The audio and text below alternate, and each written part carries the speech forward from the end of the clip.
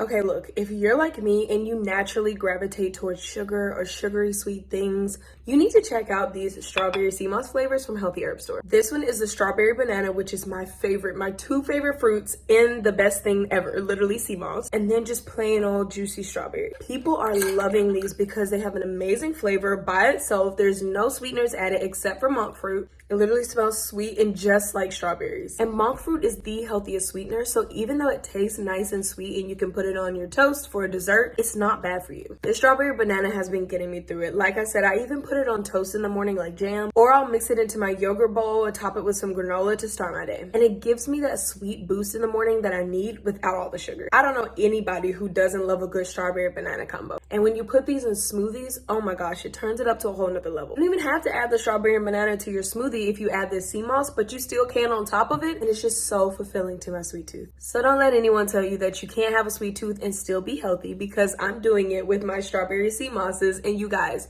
run, don't walk, because this is the best sea moss you will ever try.